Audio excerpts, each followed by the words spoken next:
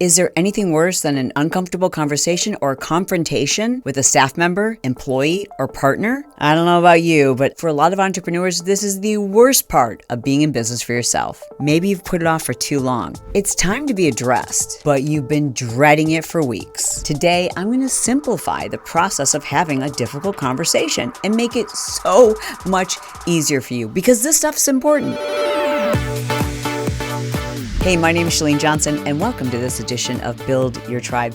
I've been an entrepreneur with staff members for now over 30 years. I think about the number of people who I've worked with, the number of team members who've been a part of our team, the different companies that we've built. Oh my gosh, the different confrontations, the different weird and awkward positions I've been in. And this is probably one of the most uncomfortable things you have to do as an entrepreneur. I can't even tell you how many things I have probably let go on way too long because I just didn't want to have the conversation. I let employees stay with us too long. I let staff members engaged in partnerships long after I knew the partnership was over. Fear of having these kinds of conversations has probably cost me tens of thousands of dollars. But once I kind of did my research and realized, gosh, it's just a skill like anything else. So if it's a skill, I can learn how to do it. And if I can learn how to do it, I'm going to get better at it. It won't be so awkward. I'll get good at it. And eventually I'm going to be able to teach other people. So that's what we're doing here today.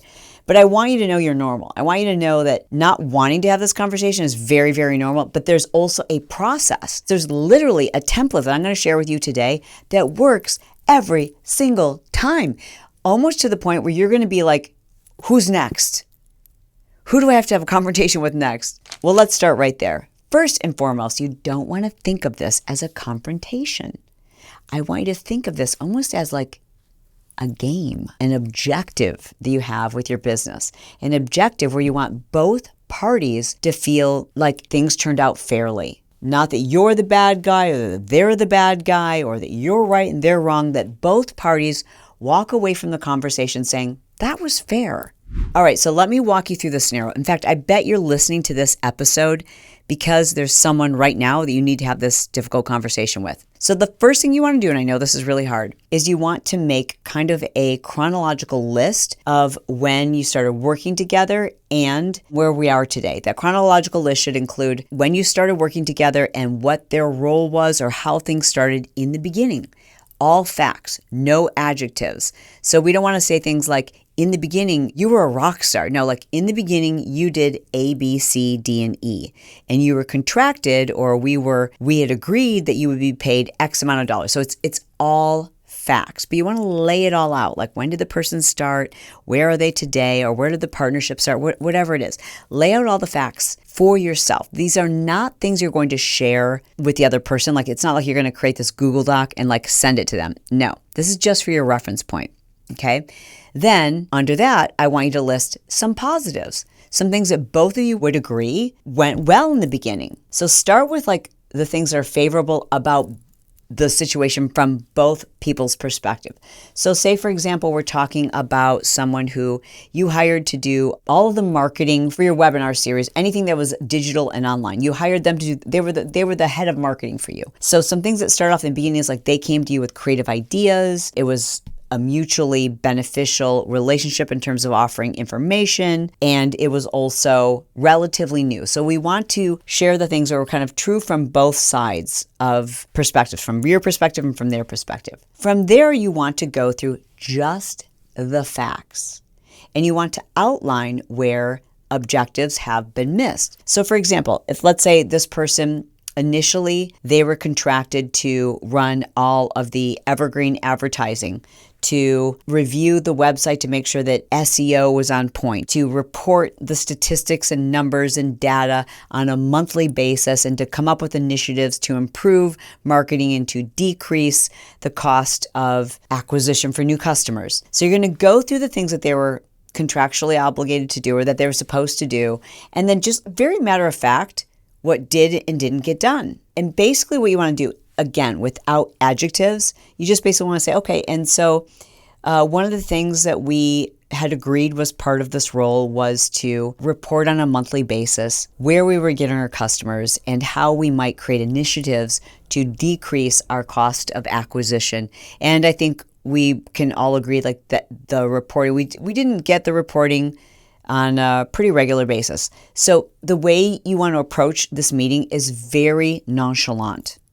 You don't want to have emotion in your voice. You don't want to sound angry. You don't want to sound entitled. You don't want to sound like you're wagging a finger.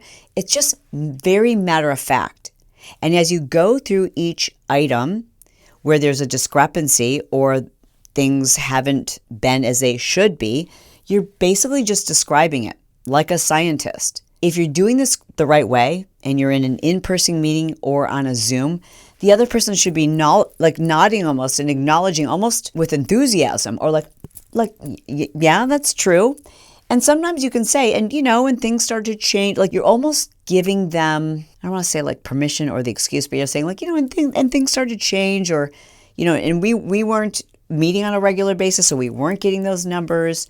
So you're never pointing a finger. You're just laying things out, kind of matter of fact, because it's not personal. Don't make any part of this personal. If it's personal, you've already lost the battle. Then it's them versus you. This should just be the two of you reaching a mutual agreement. So you're going through what did and didn't happen. It's really important at this stage that you've got dates and specifics without emotion or adjectives. So it's not like never gave us these monthly reports, which really angered me and you were taking advantage of us. Like none of that. It should just be the facts and as many dates and specifics as possible. Okay. Once we do that, then it's really just a simple transition statement, which leads us to why I thought it would be a great idea for us to reassess where we are today. And that's a wonderful way of just stating like we're reassessing. It's not saying, and that's what leads me to firing you today, or that's what leads me to terminating and suing you today. Like, no, not like be fair, be a human, be chill. The bigger deal you make about this, the bigger you make it feel like it's a monster and it's going to be like super uncomfortable, the more uncomfortable it is. Like you're just two humans. So chill out, go over the facts. And if this person has value to you, listen to what I'm about to say. Your girl has been in business for many, many years. I've seen too many of you throw away great people because they didn't do all the things they were supposed to do, but they did a few of the things that they were supposed to do and they did them really well. And that's still a value to you. If you can keep them and renegotiate, restructure the agreement that you have between you, you win. Like good people that you trust, like literally people that you trust, even if there's some part of the relationship you can salvage, you win. So figure out what you want before you even have this meeting. Oftentimes, like if I'm meeting with someone who it's like, okay, I contracted them, let's say, for like this huge list of things that I thought they were going to do for me. And let's just say that they were able to do 1/10 of that list. Then my objective going into that is to maintain them for that 1/10 and to renegotiate the contract, to pay them 90% less, but to keep them for that 10% that they are doing really well, because that's of great value to me. Like you don't always have to throw out the baby with the bathwater. So I make that transitional statement, which is like, and it's super chill. You never want to make the person feel like they're in the principal's office and you're unhappy with them. Acknowledge what's been going on in their life. Acknowledge what they're doing in their business. Acknowledge that they're a human. Acknowledge that you want to give them grace and that there are probably circumstances outside of their control or for which you have no information about. And then you just make that simple transitional stage and that's our statement. And that's why I thought we should kind of renegotiate where we are today. With that in mind, what I'd like to do is, and then you offer a suggestion. In my estimation, or in my experience, I think you can do that. You can offer like, here's what I think this needs to look like. Or you can say, so, based on this, what is your recommendation? I've said that many times. And I would say 80% of the time, the person I'm having the meeting with is like, if I were you, I'd probably terminate me. Oh my gosh, I'm so embarrassed. Like, it's like once you lay it out in that kind of a way, like, if you're at that stage, they kind of know what they've been doing or what they haven't been doing. and can often acknowledge, if you haven't put them on the defensive, that they don't feel good about their performance. And that's when I want to turn things around and say, like, you've been really valuable in these particular areas. If in fact you want to maintain the relationship, if it's someone you need to terminate or to fire them or to like eliminate the contract, then it's stating to them, like, so if you were in my situation and you were looking at renewing the contract, would you renew the contract? And you can just put it in their court. And again, 90% of the time, they're going to say, like, yeah, no, I wouldn't. This is horrible. I'm so embarrassed. Or like, I absolutely understand. Like, but you put it in their court. Like, you literally ask them what they would do if they were you. Or you say to them, here's what I would like to propose. Or another option is you can say, I'd like to suggest that you do the small little percentage that you know that they can do. So if you're in agreement, what I'd like to do is send to you a new proposal so we can restructure this. It's changing the scope of the relationship. It's really no different from like a friendship that you realize, like, this person has value to me, but the scope of the relationship has changed. It doesn't mean I never want to be friends with them or I never want to speak to them, but things have changed. And in business, finding people that you can trust is so hard. Now, if you don't trust this person, get rid of them. Ultimately, we want to hire slow and fire fast.